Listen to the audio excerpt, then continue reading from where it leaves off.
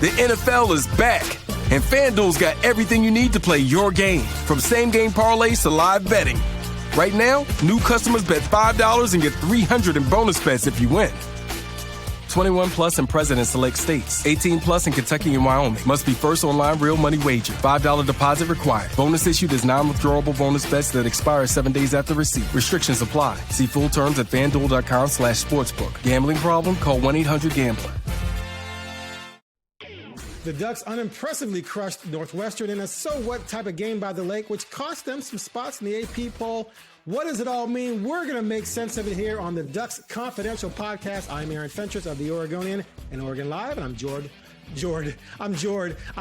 by George Wrighster, host of the Unafraid Show, and you can catch him on the CW, which he was this past weekend during the South Florida Miami game, which my Hurricanes won, by the way. George, how you doing? How was your weekend? Wait, my Hurricanes? When did they get to be your Hurricanes? I've been a Hurricane fan since the 80s. Oh, I fell in love. You didn't know? You knew this? I did. I promise you, I didn't know. I ain't seen a mini helmet back there or nothing. I've brought it up before because I've said that the 2001 Oregon Ducks were gotten crushed by the Miami Hurricanes. I've talked about that. Oh my God. Crushed. Now I see. Yeah. Oh my gosh. You and this Cristobal to Miami thing. Now I get it. Lord no. Oh, I predicted Cristobal to Miami. It had nothing to do with me being a fan. You wished it to happen. No. It was obvious it was going to happen. Listen, as an Oregon man, I am happy Cristobal left because you weren't at the time. No. And the reason why is we're sidetracked again right at the gate. No. Is that I get it now. That just crystallized and made so much sense. Anything. Oh my God. Hold on. But to go back to the Cristobal thing. Yes, of course, everybody's a little bit frustrated at the time because things were going well. But here's the thing. And this is why people Oregon fans, if you look at the history of things, when Mark Helfrich got fired, you had Willie Taggart. Yes, Willie Taggart come in. Willie Taggart is looked at as a bad man in Oregon, but I actually thank Willie Taggart because he did something for Oregon that was crucially important. He dispelled the myth that you could not get a top tier class because he was arrogant enough to instill the belief that you could recruit a top tier class in the rankings to the University of Oregon. And after Scott Frost was like, oh, you can't do that, all of this stuff. So then when Willie Taggart left, he took coaches with him. He left Mario Cristobal there. Well, Mario Cristobal got to stay because he got the head coaching job. So we upgraded in coach with Mario Cristobal. Mario Cristobal leaves.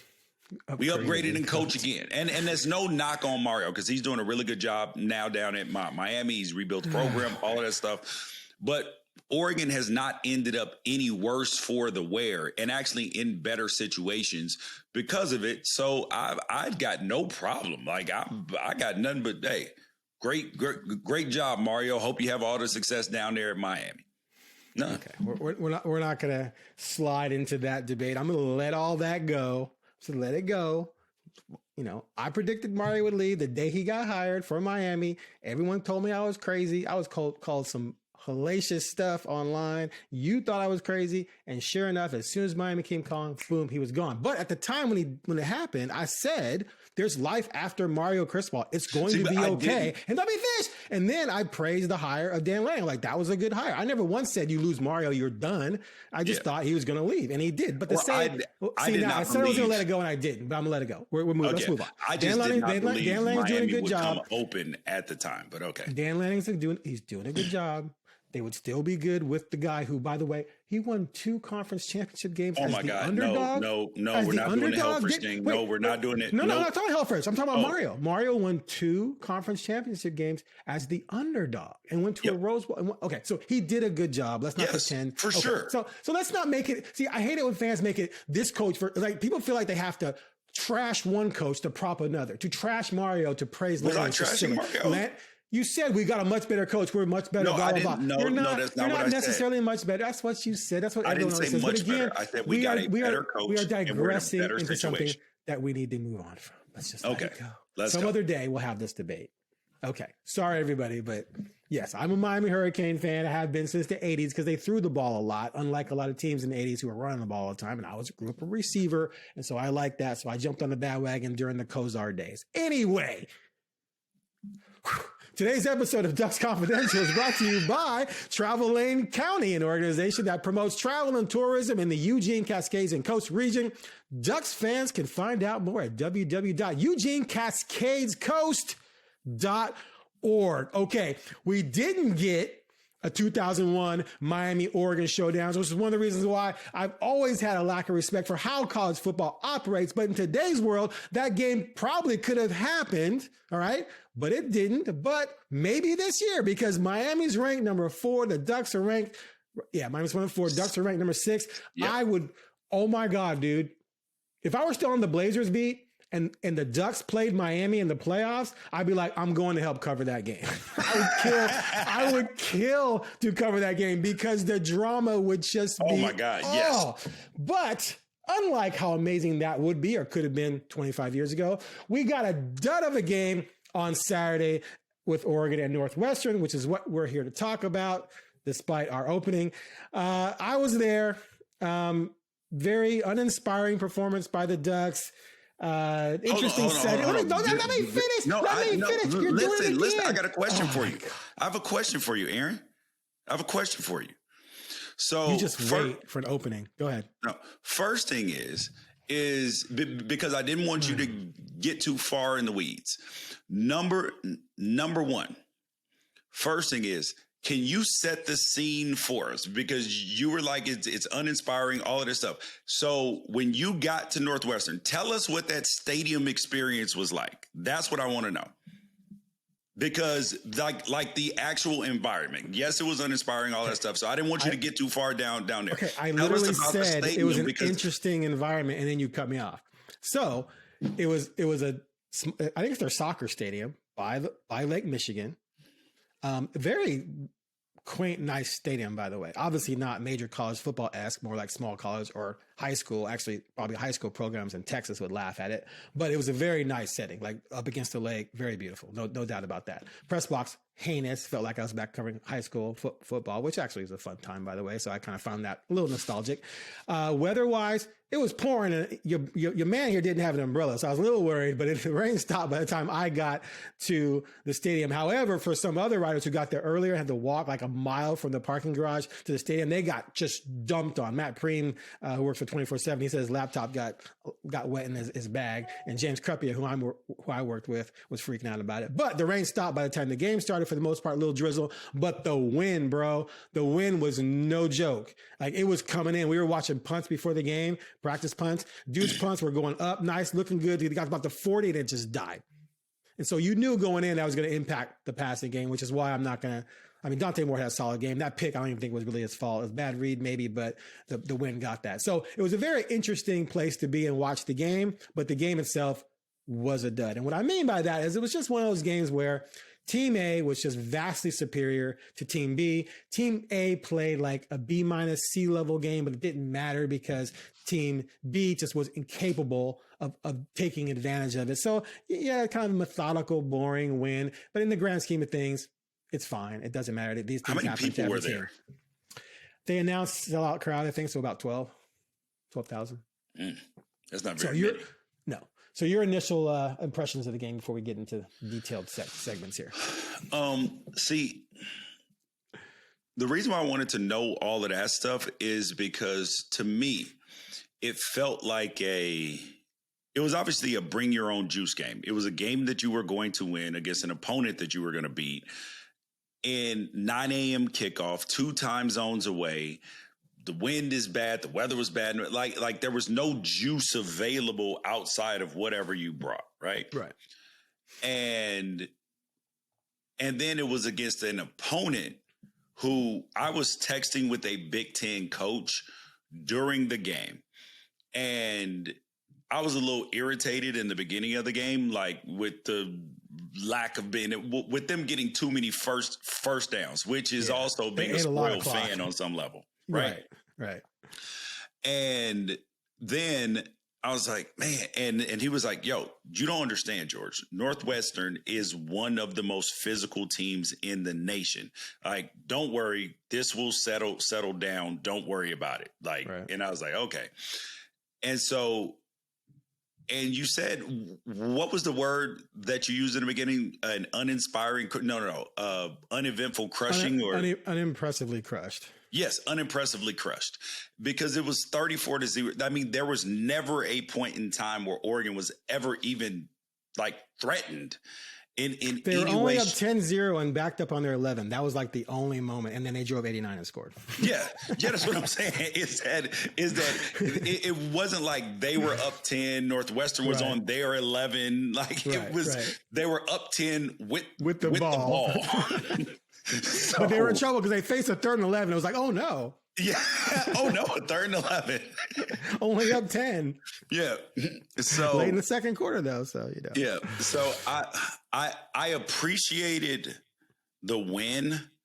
I also thought that it was one of those moments where Dan is probably happy because he's like, yes, I get a chance to turn on the tape.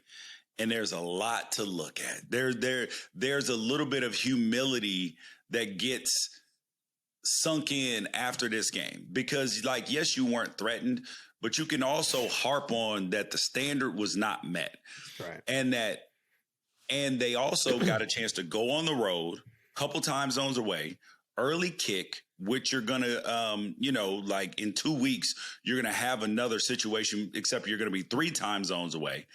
In a hostile environment. So I thought it was a fair chance to get your team warmed up a little bit. Right. Overall, I thought the team comported itself well. And when you look at the numbers, I think they finished with 37 carries for 100 and 78, I think, 76. Yeah. So like, think about this. If you take away that last one carry for 79 yards. Oh, you mean for Northwestern? Go ahead. Yeah. It's 36 for 99. Right. 36 carries for 99 yards. And that was what the Big Ten coach was texting me. He was like, yo, don't worry. Because if you say that, like, that the main team is going to finish with 36 carries for 99 yards, you will take that every single week. Now, the standard is not given even the second team, third team, walk-ons giving up a 79-yard touchdown. That's not the standard. Right. So you do have to factor that in on some level. But when the A team was in, it was a dominating defensive performance overall. Yeah. Yeah, I mean, look, the Purdue game last year, right? Purdue last year was probably worse than Northwestern. Oregon wasn't overwhelmingly impressive in that game, but it was one of those things where it's like you don't need to be. You don't need I think Northwestern is better than you would expect.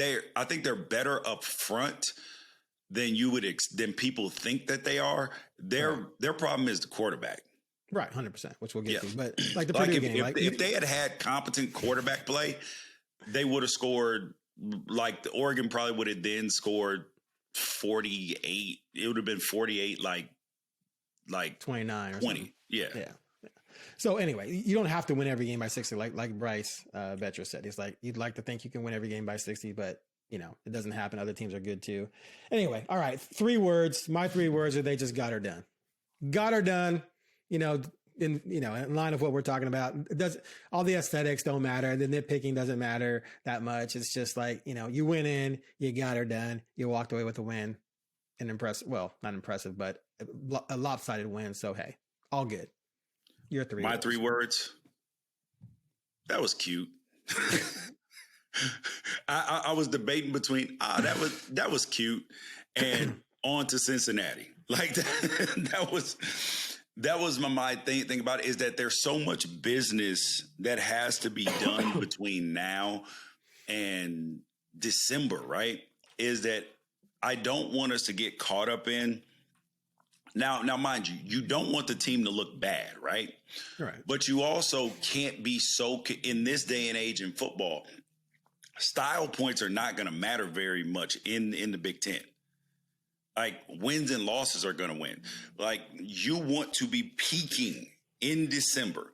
And this is the reason why Ohio State, like against Ohio this week, that was a weird game. That game was like 9-20 in like the third quarter. You were like, wait, what is going on? So it's a bunch of teams that have had some of those weird games. Georgia, Austin Peay, right? Yeah, it was like 28-7 at the end of the game, and be like, "Oh, I don't know about Georgia," right. And then they go out and end up beating Tennessee, even though Tennessee choked that game away. I look at this Oregon team. The only thing that the thing I didn't like about this game, Aaron, was I didn't feel like that the running lanes were open initially. Yes, they ended up with some big runs. The yardage looked nice, and I know that Noah Whittington didn't play, and he's the starter. But overall, the running game was okay, but I didn't like that we weren't getting as much push as you would like to see. Like I would have liked to be, in the first few drives, 4.5 yards a carry, and we were around 2.5 yards per carry in the beginning. Right. Okay. Report card. I'm just B- across. Look, Lanning admitted himself that Northwestern shot itself in the foot a lot on offense, and that not all of the Ducks' success were about them. It was about Northwestern, not being able to avoid mistakes, especially with the 2 interceptions over the middle. And so, but that's, again, that's good. Like you said earlier, like it gives them things to build upon it. Cause you come out of those first 2 games and, 18, 19, 20, 20-year-old kids think they're invincible after something like that when you're blowing teams out by 50, 60. So this taught you're not invincible. You can be exposed by better competition, and the competition is only going to get better moving forward after Oregon State. Yeah, and one of the reasons why I asked you about the wind is because, when you mentioned the wind, I was thinking about the conditions. Was on the first drive of the game, Dante Moore, he turned down a big post that would have gone for a touchdown. I mean, and it ended up an incompletion on the first drive. And I remember looking, I was like, why did he turn that throw down? But then I remember on the broadcast, they said Oregon is going into the wind on their initial drive. So maybe he saw the post and was like, yo, this wind is whipping, bro. I don't know if this is a good idea. I would hope so. Because like I said, the pregame punting, it was like literally going up and then dying around the 40. Like it was. Are we talking about like Chicago Bears, like we've seen with them at times? And like Wrigley with the wind blowing in and home run. You think it's a home run and it's just kind of it was like I'm literally the punt. Northwestern's punts were going like this. Then they got to about the 40 and they just went and they came down. So if you're a quarterback and you feel that and you've thrown in warm-ups and you've probably been told, hey, look at this. You might not have as much confidence that you're going to get it out there 55, 60. Because you can get it out there with the velocity and then it slows down and DB picks it off. And then, later on in the game, he tried to do it and was like, oh. Exactly. There's a reason. So now the coring was covered. The coring was covered. But if you lay it out there. Yeah, you might be able to get it.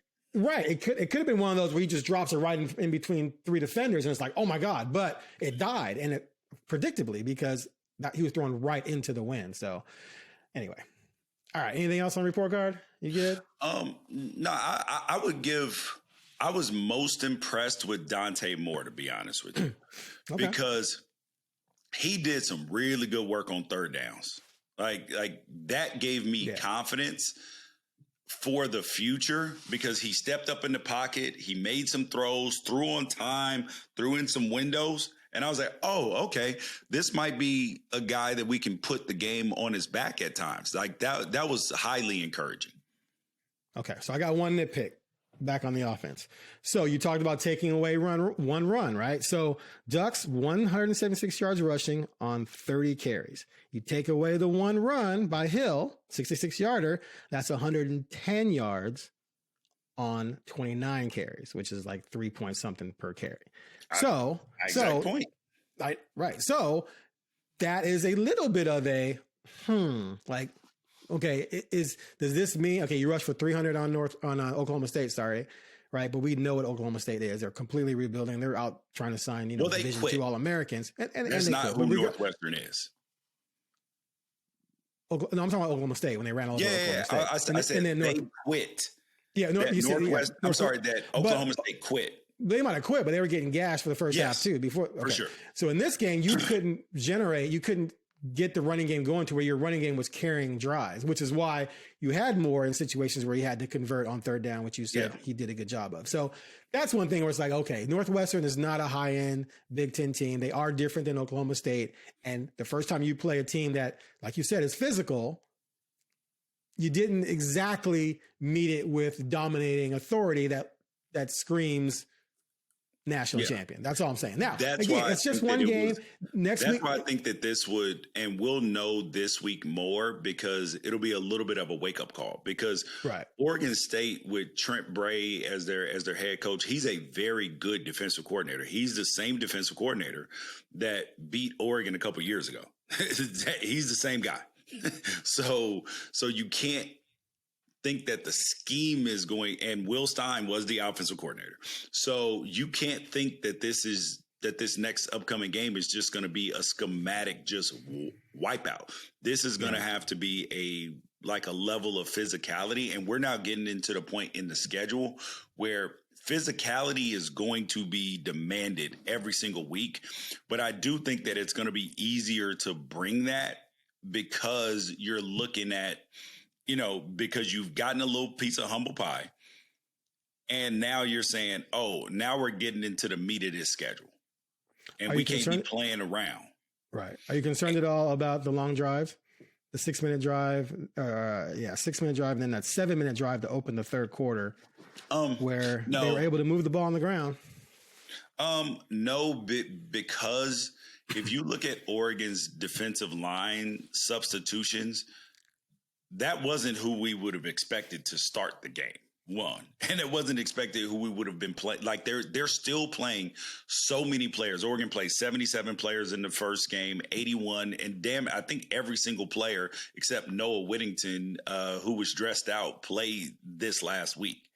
So there's opportunities for because Oregon is trying to figure out who needs to be on the field when we go to Happy Valley. Like when the roster shrinks and everybody don't play in the game. Like they're trying to give everybody ample opportunity to prove that they should be on the field. Now, I do have some questions about Mr. Bear Alexander, if we're being honest. He had 5 tackles. But it's not the level of physicality at times that is going to be demanded. Now, he's clearly very talented, and then sometimes he flashes, but it's got to be like the level of physicality has to be consistent. And that's not just him. He's just the name of the transfer, but they're just more physical on the interior of the defensive line in the D tackles. And I think that's where that is an area that this offseason as well, that is going to get addressed, whether it is in high school recruiting, it will be addressed in high school recruiting, but potentially in the transfer portal as well, because he wants people in that middle that are deterrents. Well, that's how he got a national title ring, right? Yes. With guys like that. Yeah. Yes. With like, oh God, we can't run in there. Oh my God, we can't look at the monsters on the outside. Oh God, we're in trouble. Absolutely. All right. What's your hidden gem? My hidden gem is Dier Hill. Oh, you stole mine. Did you not look at the rundown? Did you look at the rundown? I did. I did. You stole it. Okay. But I agreed with you though. I didn't have another hidden. I know, it was hard, wasn't it? Yes. It was hard to find one. And he wasn't so hidden because he went 66. But and he's the leading rusher on the team right now. Right. So I was like, where is the hidden gem? I was trying to find somebody, but maybe the other answer is Davey Uli, who started this game at right tackle. But I have not finished the entire film, so I can't tell you how great he played yet. But overall, like maybe Thieneman who did a good job in the box, like because they're playing him a lot. Like if you look at the defense that Oregon is playing right now, it looks very similar to what Ohio State played against Oregon in the Rose Bowl. And you have a special guy in the middle there who's kind of like a linebacker, but also is good in coverage. It causes so many problems for the defense. For the offense in terms of schematically, you're not sure if he's going to drop deep. Is he a linebacker? It makes it difficult on the offensive line on who to block and who not to block. It causes chaos for the offenses. Okay. All right, let's move on and I was referring to Caleb Downs from Ohio State. Okay. All right, so let's move on to where this leaves Oregon across the nation. They fell 2 spots in the AP poll. Miami and Georgia went ahead of them. Clearly, both those programs have more impressive victories, which is not Oregon's fault, right? You can't blame the team for the schedule they started out with. Anything change about your perception of Oregon or other teams across the country, given what happened this past weekend? I do think that. So LSU right now has wins over Clemson and over Florida. I am significantly less impressed with both of those wins than what their name value says about those wins. Right. If that makes sense. No, 100%. Because both of those are bad offenses right now. Bad offenses. And what was Flacco doing, dude? Yeah, and LSU, they got 5 picks, including a pick 6, and finished with 20 points. Yeah. They were 4 for 14 on third down. In their initial game against Clemson, they were like 4 for 11, 4 for 13, somewhere in there. So they're not executing at a high level on offense. They only scored 23 against Louisiana Tech. Exactly. Like there is something that is not materializing with this offense. So is LSU skating by right now? Yes. I look at everything that I've seen out of all of these teams. The clear number 1 team in the country to me is the Miami Hurricanes. I think that what they have put on tape and who they have played, I think it gives them the best resume so far, because people think that Ohio State has the best win against Texas. Texas don't look that hot right now. Yeah. Like people are wondering if Arch should be benched. 11 straight incompletions. It's not like Texas is not exactly cruising right now and where they need to be, but we're in September. And this is the reason why I thought last season was the greatest college football season that we ever had. And now I believe that this is even better than last year because of the amount of parity. There is not a single person in America that would say with any confidence, I can bet my life that this team is the best team in the country. Right. Like there would still be a creep in the back of your mind, be like, I don't know. Penn State fans can't say that. Their passing game still looks questionable. Ohio State didn't look great against Ohio. They didn't score very many points against Texas. They were outgained by over 100 yards. Like everybody's got questions about them right now. And that's why I say that Miami looks like the best team in the country right now. And people might say Georgia, okay, they gave up 40 some points. So it's like, I think they won 44, 40, 41. Yeah. Giving up 41 points, that ain't that. They would go a month giving up 41 back when they won the national title. Yeah, exactly. So there's not a team that you can look at and you be like, But then also there's an 0-2 team that I believe could beat any team in the nation. Notre Dame. Yeah. It's crazy. I love it. Yeah. And that's what happens when you have such disparity in scheduling. Yep. Right. You have someone like Notre Dame that's played two teams that are undefeated and ranked in the top. What's their name right now? Texas A&M is 10. Yeah. So two teams in the top 10 they barely lost to. Right. Whereas Oregon's played. Probably does Oregon have one of these? They have one of the bottom schedules in the nation, right? I mean, it has to be. It has to be one of the easiest schedules today. But the crazy part is that in ESPN's FPI rankings, whatever you want to call it, right? They're now number 1 in the College Football Power Index. Are they really? Yes, and they were last week too. Now I have scrutinized this list, right? Heavily. But I do believe that they have been shamed enough to where they have now did a tweak to the algorithm, because Oregon's number 1, Ohio State 2, but Alabama's 3. But Alabama finished in front. Listen to this, Aaron. At the end of the season last year, Alabama finished 4th last year. 4th. They finished in front of Ole Miss, Penn State, Georgia, Oregon, Tennessee, Indiana, Miami, Michigan, who beat them as well. Like, they finished so many spots in front of teams who beat them, and they were 9-4. Wow. It was the thing absolutely loves Alabama. The FBI loves Alabama for some reason. Interesting. All right. So before we move on to our sneak peek ahead at Oregon State, let me ask you this. So looking at Oregon's schedule, obviously Penn State, Iowa should be interesting. I'm wondering about Washington. We'll see what USC brings. But that Indiana team, man, they've been on fire. Now, talk about weak schedules. Old Dominion, Kennesaw State, Indiana State. They've outscored them, though, 156-23. Sounds a lot like last year. Yeah. And they got a new quarterback, Mendoza, who's tearing it up. 72%, 9 touchdowns, 0 picks. Their rushing attack's sick, 923 yards rushing already this season.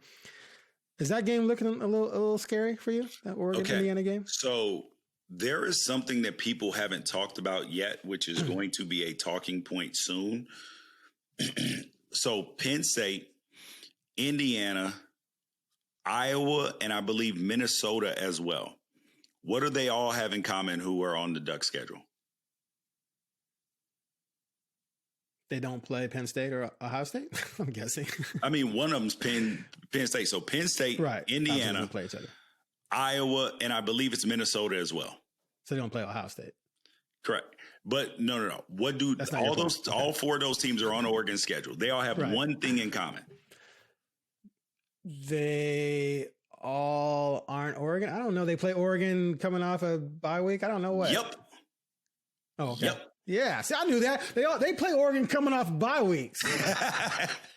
So, I mean, I'm gonna have that edited so I can.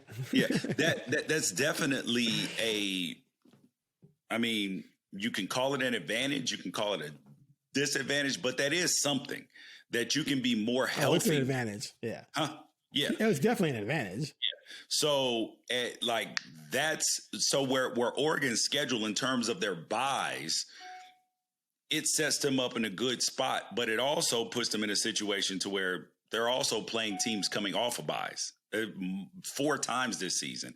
And I would be a little bit, frustrated with that. But if it's that versus where last year you play like 10 weeks straight, I don't know which one I would take. Gotcha. All right, let's look ahead at this Oregon State game. The Beavers are a mess. They're being outscored 38-18. They're 0-3. They're being outrushed 146-71. They're averaging 2.6 yards per carry. Passing game has actually been, gaining a lot of yards out of necessity, but 6 touchdowns, 5 interceptions. It's a 32-point spread. This week was one of the largest in the history of the rivalry. So, I mean, obviously they're not very good, but they've been through a lot. Like I see people trashing on Coach Bray. And look, I don't know if he's a good coach or not yet, but I know that the situation they've been put in the past 2 years has just been horrendous. And to blame anyone for what's going on, I think is unfair. What do you think? I think the Trent Bray slander outside of his comments at halftime, people blew that out of proportion. But go ahead. Like, I mean, people slip. It happened. Yeah. Like, it's not like we've never heard the word before. They're like, oh my God, he said the F word. Oh, the pearl clutching. I know. All right, so now I'm going to say something, Aaron. Now, here we go.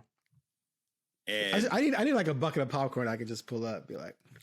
So, Oregon fans who are trashing Trent Bray, okay? Mm-hmm. If you're an Oregon fan and you're like, oh, he sucks, he this, he that, don't do that. Do not do that. Because who just got fired this weekend? Deshaun Foster at UCLA. Right. Do you know who could be the head coach at UCLA? Potentially. Will Stein. Could be. But who else could it be? Trent Bray? Tosh Lupoi. No, it ain't going to be Tosh Lupoi. Okay. Tosh Lupoi. And if Tosh Lupoi leaves to go to UCLA, do you know who might be Oregon's next defensive coordinator? Trent Bray. Possibly. Really? Yes. He's a really good defensive coordinator. If he gets fired. Yes. No. He may, if he were offered Oregon's defensive coordinator job and the $2 million that Tosh Lupoi is being paid or near that, right? You don't think he would leave? I don't know. You tell me. He's going to leave his alma mater where he's head coach to go be the DC at Oregon? It's an untenable situation right now. But the Pac's being rebuilt. He can actually be in a position where Oregon State could rule that conference. It's possible, but it also is. And then parlay that into a better job. Yeah, I mean it's possible, but I'm just saying it's something that could come up. Okay. Now I don't know his relationship with Lanning, but he's one of the guys I would definitely be willing to look at. Especially if he is willing to be ferocious on the recruiting trail. He's definitely a guy that I would look at schematically because he's given you problems. So if he's given like coaches who've given other coaches problems, like if we think that Will Stein is the greatest offensive coordinator and all these things, great things about him, who's giving him problems? Not very many people. And Trent Bray's one of them. Okay. Fair enough. All right. My threat level on this is absolutely 0. There's no way in hell the Ducks lose this game. They'd have to turn over. Well, I say 6 turnovers last week to lose. I'm going to say 10 turnovers this week to lose. I got this 53-13. I don't. So I will say this though. Oregon State has thrown for a lot of yards, right? So this could be the first time the secondary actually maybe gets threatened a little bit. And I asked Lanning, and I probably phrased I phrased the question in a way where I gave him an easy quip answer. Like I kind of teed it up for him, but I said, is it difficult to truly gauge where your defense is given the mediocre quarterback play you face? And of course he's like, I know exactly where my defense is and we need to improve. But my point was that you haven't been threatened. Like, the 2 interceptions that you've had each of these past 2 weeks were just hideous reads and throws, and guys can't push the ball down the field against you. But this team at least has put up some yards against not great teams. I get it, but still they're going to have to throw a lot. They're going to throw a lot. So maybe we'll see the secondary get some work this week, but you've been like going above me each time. Like whatever I pick, you give a higher threat level. Are you going to go 1 on this one? Like you did last week? Yes. You are? You're going to go 1? I don't think that 0. they threat to lose the game. The only thing that's a 0. If there's no threat, there's a 0. The only thing I'm concerned about is injuries. Like I just want everybody healthy. That is the only thing I'm concerned about this game. That's nothing to do with winning, though. The threat level. The threat level it's is got about nothing winning. to do with winning. It's got something to do with winning next week. Okay. That's what it has something to do with. That is the only thing that scares me when I'm watching the game. Is like, hey, just. I guess like when my kids go out at night, when my 19-year-old's away at college and my 25-year-old goes out, I'm like, just make it home in one piece. Just make it home in one piece. That's the way I feel about the Ducks right now. Just make it home in one piece on Saturday, and then just get to next Saturday all in one piece, and I will be A-okay. Fair enough. All right, that's all we got. Next up with the Beavers, and then after that, things get real with Penn State. Can't wait. Not trying to. Oh no, I'm gonna overlook this week because I'm not playing. I'm not coaching. I can overlook if I want to. All right, that's it for this episode of the Ducks Confidential podcast, which was brought to you by Travel Lane County, an organization that promotes travel tourism in Eugene, Cascades, and Coast Region. Ducks fans can find out more at www.eugenecascadescoast.org. Will you give me a hand signal? No. I thought you were, okay. I don't know what I was doing. I thought you were audibling or something. All right. Thanks for joining us. You can also catch us on Talking Ducks later this week and our preview edition of this podcast prior to the Oregon State game. Take it.